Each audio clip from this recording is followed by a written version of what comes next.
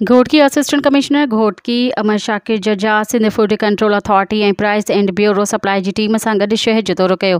चांहि जे होटल, खीर जी दुकाननि ते छापो, खीर में केमिकल मिलाइण, होटलनि में सफ़ाई न थियण ऐं नाजाइज़ मुनाफ़ो वठंदड़ दुकानदारनि खे ॾंड विधो वियो।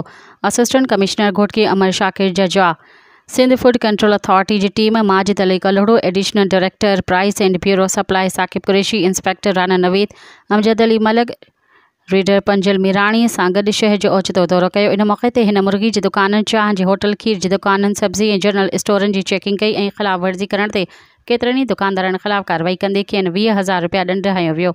हुन केतिरनि ई दुकानदारनि खे ख़बरदार कंदे खेनि सफ़ाई जो मयार बहितर बनाइण जी हिदायत कई। इन मौक़े ते मीडिया सां ॻाल्हाईंदे असिस्टेंट कमिश्नर घोटकी अमर शाकिर जजा चयो त ज़ख़ीरा अंदोज़ी ऐं मसनूई महांगाई कंदड़ दुकानदारनि ख़िलाफ़ सख़्त कार्रवाई कई पई वञे। सब्ज़ी ऐं फ्रूट मार्केटनि जी रोज़ाने जी बुनियाद ते मुसलसल निगरानी कई पई वञे। ज़िले इंतिज़ामिया पारां मुक़ररु कयल रेट ते अमल दरआमद खे यकीनी बणायो वञे। प्राइस कंट्रोल मैजिस्ट्रेट बाक़ाइदगीअ सां मार्केटनि जो दौरो करे रहिया आहिनि। हुन चयो त दुकानदार रेट लिस्ट नुमाया हंधनि ते ज़ाहिर कनि ऐं ज़िले इंतिज़ामिया पारां मुक़ररु कयल अघनि ते खाधे पीते जी शयुनि जे विकिरो खे यकीनी बनाइनि।